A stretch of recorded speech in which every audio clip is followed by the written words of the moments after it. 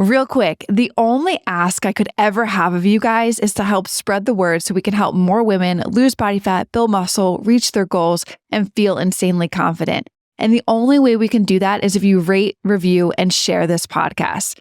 So the single thing I ask for you to do is if you could leave a review. It will take you 10 seconds.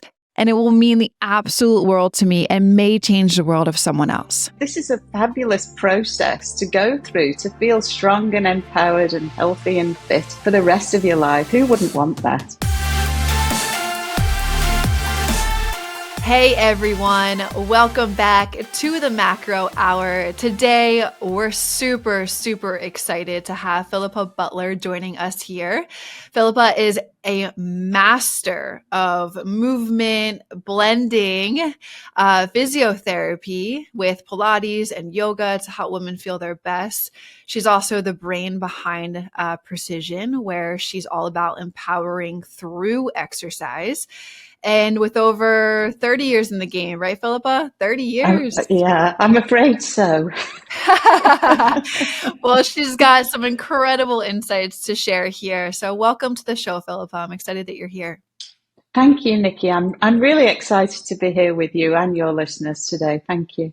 Yeah, awesome. Okay, well, let's dive in. I would love for you to share with the audience that you've mentioned when we've been talking, in weeks prior, that menopause hit you like a bus and you were unexpected for its impact that it brought. Yeah. And this led you on this decade-long journey of self-experimentation through which you've gained like a renewed appreciation for the role of movement in managing menopause. Can you dive deeper into this personal experience that you went through? Yeah, thank you, Nikki. I'm really happy to share the story because if one woman resonates with this, then my work is done. I actually really didn't realize this is what was happening, and it was a time in my life. I was 45 years old, and actually, I just had a big international move. We lived in Colorado Springs for a while, well, for 4 years actually, and I was having the time of my life in Colorado Springs, and we had to return to the UK because it was my husband's job that took us there, and I left behind friends, dear friends, a life that I loved. And we came back to the United Kingdom, and I had to sort of dive back into work that I hadn't been able to do whilst I was living in the States. And my children went away to boarding school for 12 months. And absolutely that time of stress precipitated and kicked off what was my perimenopause journey. So it started fairly surreptitiously with the occasional feeling overheated in the night and thinking that you'd got the togs wrong on the quilt or something, at first. And I was kind of curious about this. But then it came along, my insomnia was the thing that really crippled me, actually. And so that cycle of insomnia, feeling exhausted, craving all the wrong kinds of foods to try and prop you up in the afternoon, and and then palpitations was something that I experienced. Dry skin, everything. My hair was thinning. It was just a really terrible time that I navigated, and like I say, it went on into my early 50s that I was experiencing these symptoms: heavy periods, iron deficiency anemia, mood disturbances. Again, you don't know where to begin with unpicking this because I wasn't sleeping. Was that part of why I was low in my mood? I was anxious. Honestly, there's supposed to be 34 symptoms and counting, and I think I had just about every one. I'm not kidding you. So yeah, that's and the thing for me, I've always had this path of natural health because my firstborn son had cancer actually when he was only 1 year old.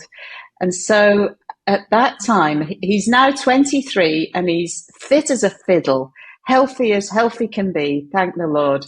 But, he was 1 year old. And at that time, I decided that I would do anything in my power that I could to give him the best chance of a healthy life. So at that point, we eliminated, we went 100% organic in our foods.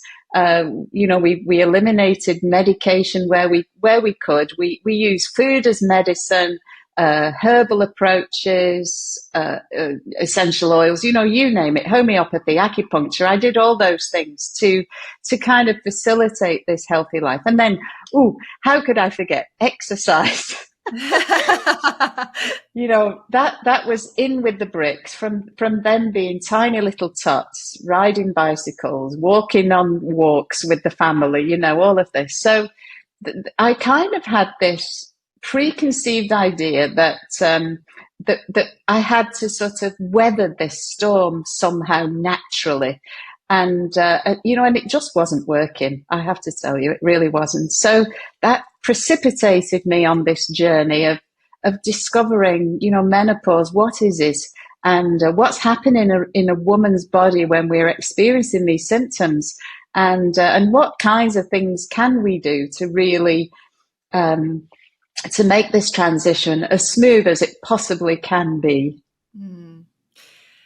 Thank you for sharing that, because I know a lot of women totally resonate with all of the symptoms that at 34, that is so many symptoms to menopause. And it's crazy to think that you possibly had all 34 of them. I'm not bragging, but God bless you. Yeah. So I had the vast majority visited me at some point over that intervening 8 or 9 years. Yes. Yes. So yes, you pinpointed that exercise. So how did this challenging period that you had gone through, how did that inspire your current approach to movement and to wellness? Well, Pilates, I'd always been for the period up until this point, I'd been a Pilates teacher, and that came out of my physiotherapy career. Pilates, specifically to help people with back pain, was something that I was trained to do. And I incorporated it into my clinical work. And then it's something that I then had more and more training so that I could work with people in recreational settings, so that, not just if you were poorly or feeling pain, but to help you to be fit and healthy. So I'd been doing this for, quite some time up until this point. And then it's not that it wasn't working. It's just that I clearly needed something more. And, and that was really when I started to explore the power of combining breath practices, meditation practices, and movements. And so that's what we call yoga, isn't it? Yes, yes. And speaking of, you spoke a little bit there to Pilates and now to yoga. Can you explain the benefits of Pilates and yoga for women going through menopause? Yeah, definitely. And I think each discipline has its own unique benefits. And I actually like it to put them together in a recipe, really, both of those approaches. But for some people, one might appeal more than the other. And what I generally would say is if core strength is on your agenda, then Pilates speaks to that very well. Now, people also say, I feel more supple because of doing Pilates. And you definitely will experience a stretching type sensation when you do Pilates.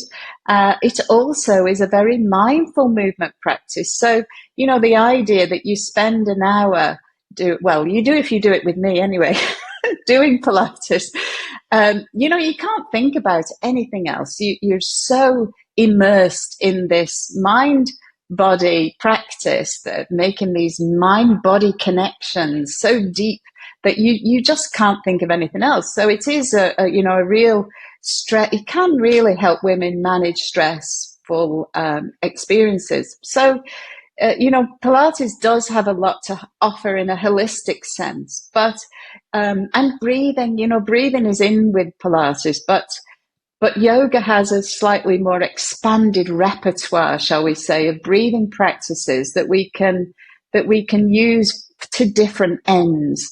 So the Pilates breath is, breathe in through the nostrils, breathe out like you're blowing through a straw. And, and that speaks to the core, particularly that exhaling against a little bit of resistance can help to power up the core. So it makes perfect sense. And we're breathing in the bases of the lungs, the bilateral expansion of the rib cage. So that's all good. But in yoga, we've got a lot more approaches that we can use to really address the nervous system, the central nervous system, in different ways. So you've got invigorating breath practices, and you've got deeply relaxing breath practices, and just breathing. And if you'd said that to me before the menopause, just breathing was an exercise, I might have poo-pooed it, actually. Thank you for your honesty. But not anymore. Not anymore. No, I'm a complete convert to the power of engaging with different breath practices for different moments in your day. And we've all got time to take 3 deep breaths just to reset the central nervous system when if anxiety is something that you struggle with, say, for instance.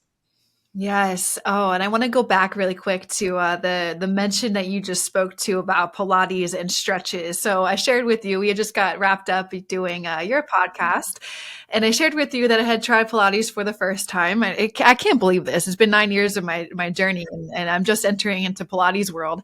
I don't know how that is, but I'm glad it happened. I'm excited to keep incorporating it. But I had shared with you that, this past weekend was my first class. And Philippa, I kid you not, when you just said that about the stretches, I remember doing my right leg was in the sling, and my left leg was pushing off of the foot bar. And we were doing the hamstring stretches. My one leg was up there. Yeah. I can't tell you how my hamstring was burning. There's definitely one area of my body that it needs some TLC, needs some tender love and care on a regular basis. I'm very tight in my hamstrings. So we did that one movement, and then we put it out to the side, and we continued on with, stretching it. And then this is what got me, Philippa. Okay. I crossed it over. Oh my goodness. I've never felt my hamstring in areas that I did that day. But what you're speaking to, the stretching, the flexibility, and the mindfulness, I really had to pay attention to make sure that I was creating the connection to my hamstring, which is, it's a beautiful, I learned it just in one class, it was a beautiful experience. I'm excited to continue on. So that was one thing I wanted to pin there. And then, yes, to the yoga, there's so many women in the WarriorBabe community. And one person I'm thinking about in particular, it's one of my clients that I still coach. She shared with me this statistic about how we use our lung capacity, and we only really breathe into like the middle of our lungs. More the top. Yeah, more the top.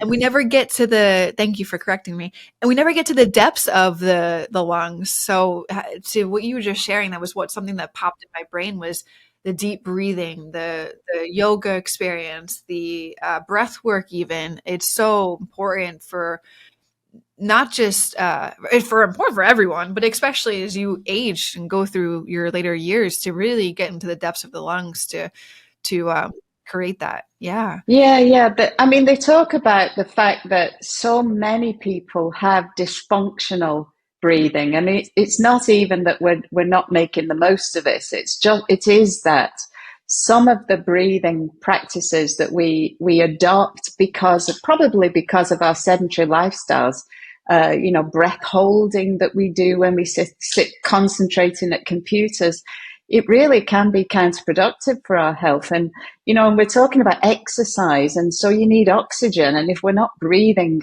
properly, deeply, fully, then we're not going to be getting the oxygen into the lungs, are we? And the thing is, I was a singer when I was young. It's something I've done. So this idea of using the whole part of your lung is not new to me, but it's surprising actually how unfamiliar this can be for people to sort of explore controlling the breath for one, because breathing is something we do subconsciously. We don't have to think about breathing, it just happens. But we can, on the other hand, we can control our breath. And there's a lot of health benefits in doing that. So incorporating breath holds into yoga, because in Pilates, that isn't something that we would encourage at all. In fact, holding your breath, but in yoga, incorporating breath holds, different cycles of breathing. So you breathe in, you hold your breath, you breathe out, you hold your breath. And it's just essentially training for those respiratory muscles that are sorely underutilized, unless you're an athlete, really, these days. So I don't even know where I'm going with this conversation No, anymore. you're so good. So good. Such valuable information to that, because I'm sitting here like bringing awareness to my breath and making sure that I'm breathing. And I hope the listeners are too. Like, I challenge listeners right now, just as you guys are listening to this podcast, just take 3 deep breaths, get really deep with them. It's such a powerful thing that, I'm glad that the space is bringing more attention to, and two, it can help with, when you do deep breathing, when you do breath work, when you do yoga, it can really lessen anxiety, depression, being able to just fully breathe. It's a beautiful art that everyone should do more of. So Bria, bringing us back here. What I know you recently have done an article, as you were mentioning before, hopping on this podcast. The difference between Pilates and yoga. What is the difference, and then how do they relate to helping women through menopause? Well, the Joseph Pilates was a person, and so he did actually study all different kinds of movement approaches. He did boxing, he did martial arts. He also took some inspiration from yoga. So there are a lot of parallels in yoga, in Pilates. And if you've done yoga in the past, you'll see some yoga in the Pilates. And if you've done Pilates and you do yoga, you'll see some Pilates in the yoga. So there's definitely, there is quite a lot of crossover in actual fact in the movements that we make. But I think the approach can be quite different. So, with Pilates, we're talking about movement with precision, with control, and with focus, a deep inward focus. And I'm not saying you don't do that in yoga, but what we're focusing on is the way in which we harness the muscles as we move. And I think you said something about that in your latest Pilates experience, that you found that you were focusing probably because the teacher was cueing you or directing you to do that. And so that is something that I do a lot with the people that I work with, because, we know from science that if we think about a muscle, then actually you can generate muscle generation. What am I thinking of, Nikki? Building muscle fibers. Yes, yeah, exactly that. You got it. Yeah, There you go. Yeah, so we can build muscle fibers only by thinking about bending your finger. This is what they were doing in the research. Well, it might not be very useful to bend your finger particularly, but the principle applies that if we concentrate on a particular muscle as we are moving it, then we're going to get more bang for our bucks. We're going to get more for our money as we do these movements. And, and Joseph was really onto something when he came up with this idea.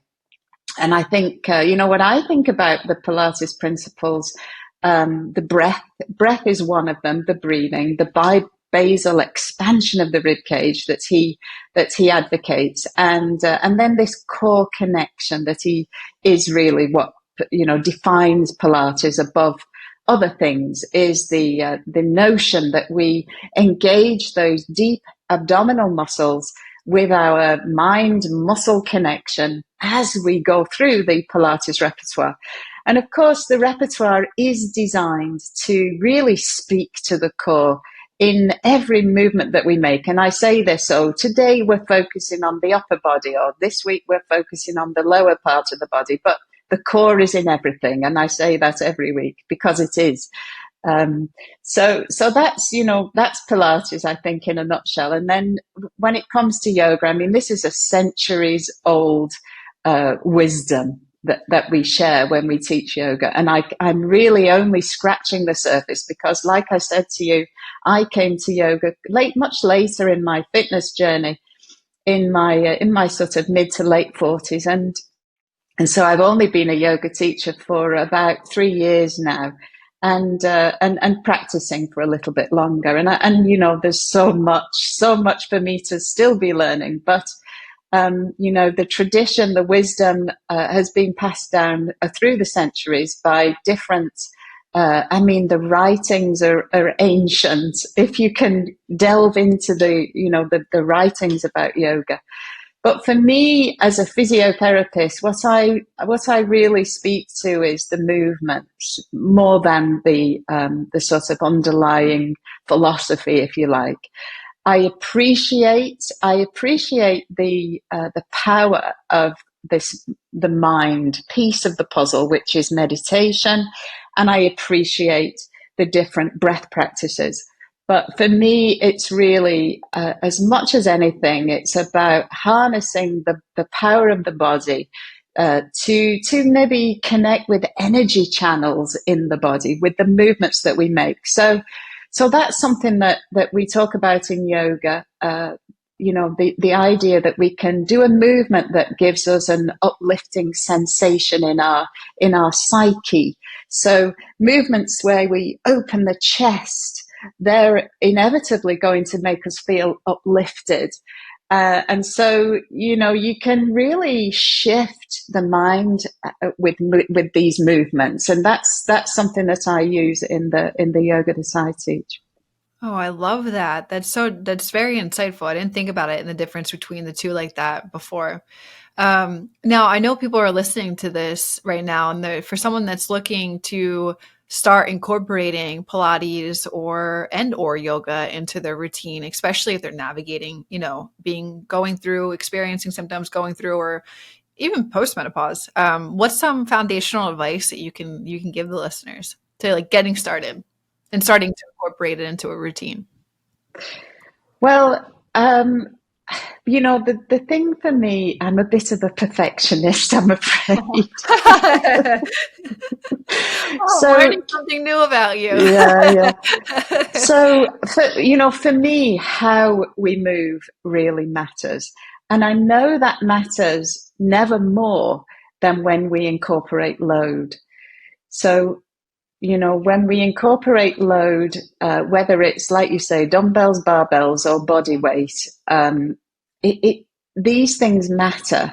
So for people who want to venture into moving more when maybe they haven't done it before, then I think Pilates can be a really great entry point, because we can learn about how the body feels when it moves, the different movement directions.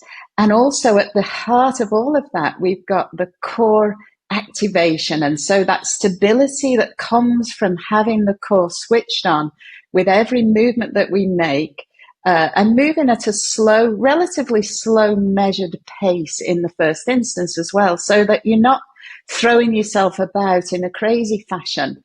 You're much less likely to hurt yourself in doing this. And actually, what I say to people, and maybe I shouldn't, is that, these skills that I teach you can take on now into every other part of your life, whether it's a sport that you play, whether it's another hobby in the gym, whether it's just family out and about, cycling, walking, hiking, whatever it is, gardening.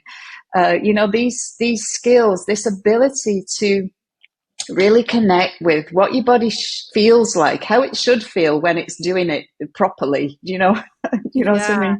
Yes. So I think it's a great entry point to explore movement. If you're kind of thinking, oh golly, this is something I should be doing more of, then I think it's a really great place to start. And it's a great foundation then that you can build upon. and layer on more challenging maneuvers, more challenging choreography. And whether you then choose to add a load to the movements that you make, then, that's a progression you can choose.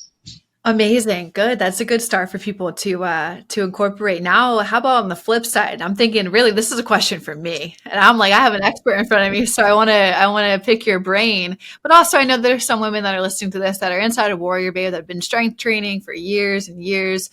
And they're doing our programs. How the blend? I want to know the blend because I want to incorporate Pilates into my routine, but I love strength training. I'm never going to give it up. So I'm doing about like 4 days a week of strength training workouts, and then I want to be able to dedicate like a day or two to Pilates. What's your take? Like, how would you blend that ratio?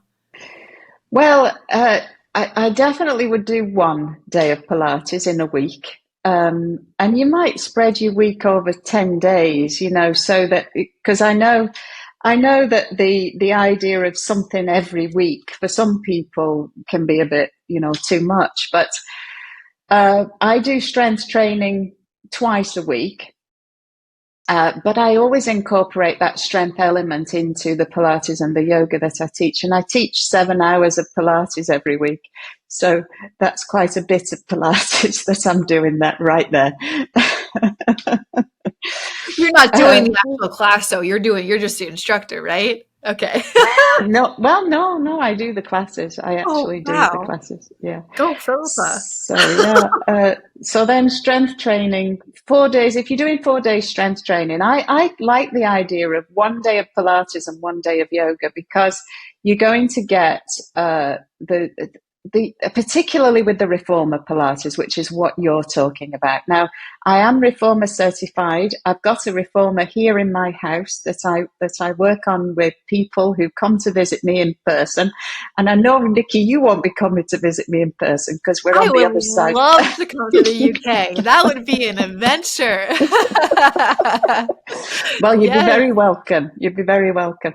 So I know that the reformer Pilates is, more strenuous potentially than the mat work because we've got the spring resistance, and I know we can do stretching on the reformer, but it's not the bulk of the work that you do on there, is it? That's usually reserved for the end part of the session. Whereas with a yoga session, the whole of that session is dedicated to lengthening muscle. So for me, a balanced approach would involve one Pilates session, one yoga session, 2 or 3 strength sessions, and then the cardiovascular element. That is just, a bit of zone 2 training to keep my heart in shape. You hear that, ladies? Zone 2. Zone 2. Say it again, Philippa. Say it again. Zone 2. Zone 2 is the new you. Honestly, it's Oh, I where love it's at. that. I Yeah, love definitely. that. Too, I want to pin what you just mentioned because I was thinking in my brain, one of my things that I'm trying to work on for myself is to be more flexible and mobile. It's definitely something I need to work on. 9 years, I'm the worst at stretching. I'll say it, and everyone knows that listens to the podcast. I even purchased stretching classes to hold me accountable, and I couldn't even get. It's across the street, and I couldn't even get there. Like it's just something that really, I'm like, how? Okay, like I need more accountability. But to what you had just mentioned with the stretching component, where one's going to give that more than the other, I did that just clicked. I was like, oh wow, I need to incorporate yoga too as well because of the stretching component. Pilates will help, but it won't be the stay that No, I, I know. I, I mean, yeah, no, exactly. I say Pilates is stretching for stiff people. So if you feel like you're a stiffy and yoga just feels like it's way too much, for your body to cope with, then Pilates will give you that element of lengthening muscle. And the thing when we do Pilates, we do think about maintaining length through the muscle belly rather than the shortening cycle that you get with barbell work and such like. So it does speak somewhat to the lengthening of muscle, but If you're anywhere on the supple side of the house, then yoga, it does tend to be something that attracts people who tend to be stretchy anyway. And it turns out I didn't know that I was as stretchy as I actually am, but it turns out that I am quite stretchy. So I like yoga because I succeed at it, and this is important for people to feel that whatever they're doing, it's healthy, yes, but that they're succeeding, because if you don't like you and you're stretching, you couldn't even walk across the street because you probably felt like you weren't going to feel very successful at it, so make it feel like it could. But I'll have to say, you haven't done yoga with me yet, Nikki. So try that in No, there. actually, I'm curious. Let's talk a little bit about that. How do clients work with you? You have Precizion. So what is it? Is it all in person? No, no, I'm online. Yes, worldwide. Let's go. Yeah, we're gonna put all your links in the description below. But yeah, talk a little bit about that. What does that look like when a client wants to work with you? Well, I like, for people who have problems, it's important that I work one on one with them. Now, across the pond, I can't call myself a physiotherapist over there. I just work as a Pilates and yoga instructor, and I have the appropriate insurances for that. But still, I would want to meet with somebody and really evaluate where the strengths and weaknesses are, and if they've got any particular, like you say, your goals that you're working towards. And then we just get stuck in with group sessions online so you feel supported. You've got a group of people around you doing the same thing. They're in different houses, as it happens. We're not all together in the same room. We're all over, but people actually feel that sense of being together, even though they're on their own at home, working out with me and a few other people in the room. So yeah, and I keep my classes small. So that I can actually see you. I don't. I don't have a room filled with 150 people that are like dots on the screen. I can see you, and I work to correct the movements that you make. And honestly, I do physiotherapy work online as well in the UK, and it's surprising. You would be surprised how effective it can be to do remote coaching. And a bit like sometimes I think I do myself out of a job because what I say is, you should be able to do this beautifully without me by the time, we've spent some time together.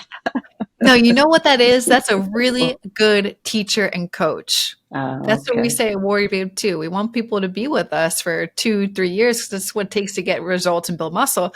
We don't expect you to be with us forever. You got to learn how to do this stuff yourself. I love that. That means you're a great coach. Oh, well, thank you. And then if they choose to stay, I do have people I've been working with for 10 years or more. So, That's incredible. Yeah, that's amazing. That's a lot of testament to you as a well, human. thank you. Yeah. Well, I care, at the end of the day, that I absolutely care.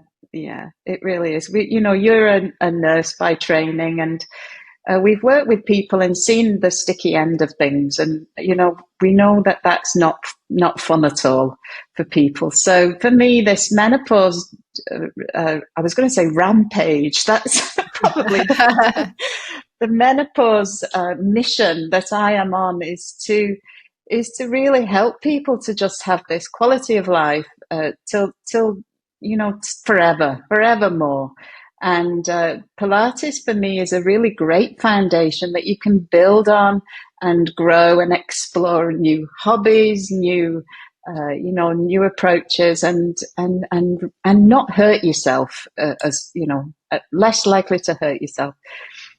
Love that. Love that all. I love everything that you've shared with us so far. And I'm glad you brought us back a little bit there to the menopause topic. So what's one piece of advice that you could give to every woman navigating through menopause? Like what's one insightful thing that you could share with them? Hey, just want to drop a huge appreciation to you guys listening to the show. It means a lot. I hope you guys are enjoying it, and there's so much more to come with it. If you are enjoying it, hit the subscribe button. I'd appreciate that tons. And also, it would help this podcast reach others who need to hear these messages too. There is not one symptom of menopause that doesn't respond to movement. Not one. Okay? We can talk vaginal atrophy. We can talk, we can talk muscle, bone. We can talk the psyche. We can, even your eyes.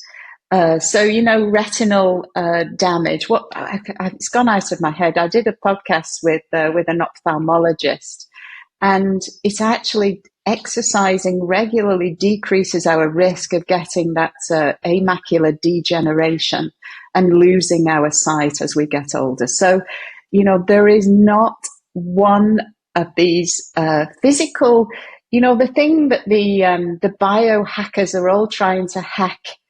There is an answer in exercise for all of these things.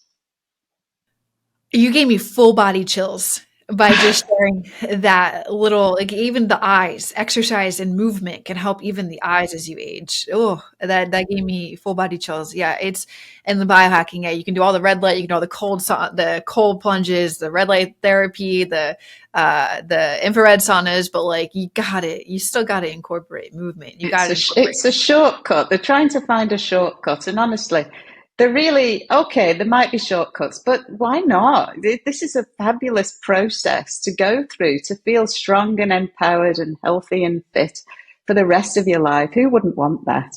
Amen to that. I love that.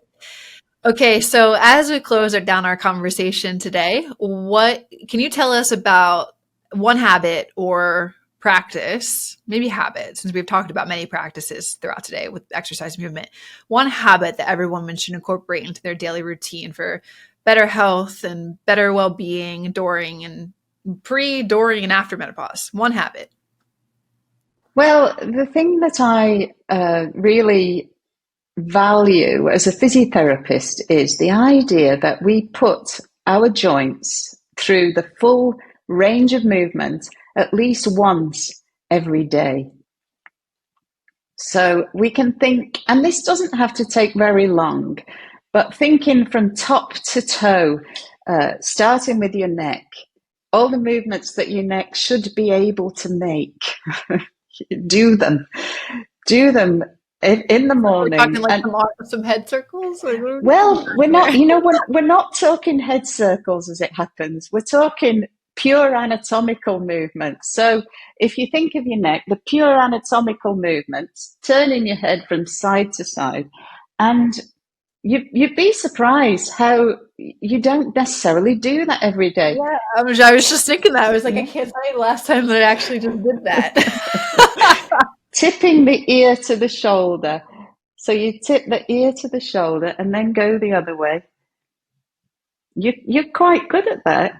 And then nod the chin to the chest, and then look to the ceiling. Now, do you know what, Nikki? I'm a bit particular about the way in which we extend the neck. That is, look towards the ceiling, because cervical neck pain, we'll call it, is very, very common, and it's related to posture and the way in which we hold our bodies.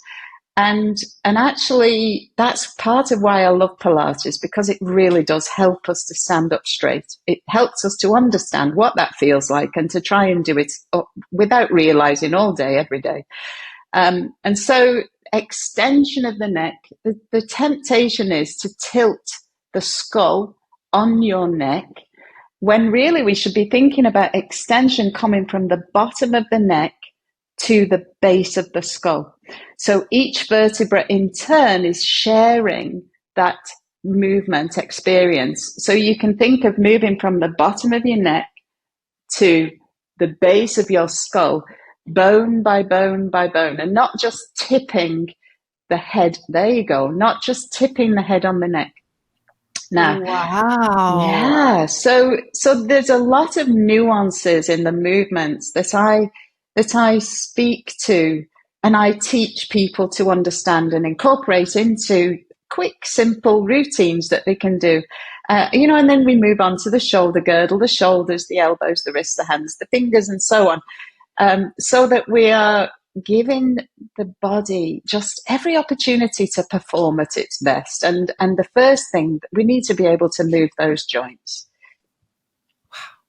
I just learned something new. Thank you. You're very welcome. That's beautiful. I mean, I just got to say, I love the work that you're doing. The women that you're helping, the people that you're helping. I'm sure it's not just women.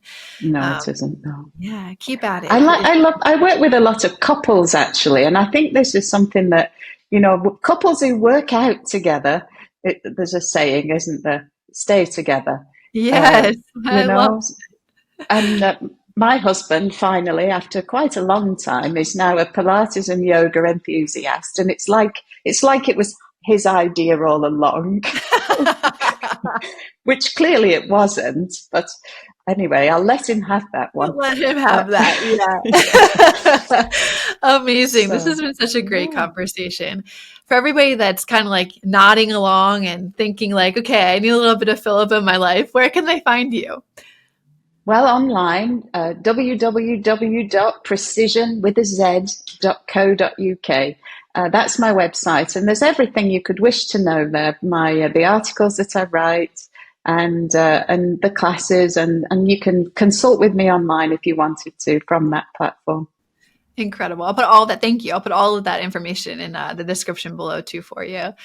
And this has been so great, so insightful. Chatting with you has been awesome today. Even getting like a little live demo there with some things that I should be doing every day, because I too struggle with neck pain. I need a stretch. Okay, I'm just putting it out there. I need a stretch. I need to get the joints in alignment with everything that I do with strength training. But anyway, thank you so much for diving in deep with us into how movement can be a game changer for managing menopause. Your stories, your tips are gold, and I'm sure that they're going to inspire lots and lots of people who are out there to get moving in new ways. I'm inspired. I knew I had a podcast with you today, and I saw a Pilates class over the weekend, so I was like, let me dive in. I wondered if that was why. It's one of the reasons. Yes, I wanted to be able to understand it. Yes, one of the many. So yeah. And to everyone listening, I hope that you guys are walking away with some cool ideas to shake up your routine and make, the years that you're going through with menopause a bit smoother. So thank you, Philippa, for being here. I appreciate your time. Thank you. Thank you. All right, you guys, catch everyone in the next episode. See you next time. Real quick, the only ask I could ever have of you guys is to help spread the word so we can help more women lose body fat, build muscle, reach their goals, and feel insanely confident. And the only way we can do that is if you rate, review, and share this podcast. So the single thing I ask for you to do is if you could leave a review. It will take you 10 seconds, and it will mean the absolute world to me and may change the world of someone else.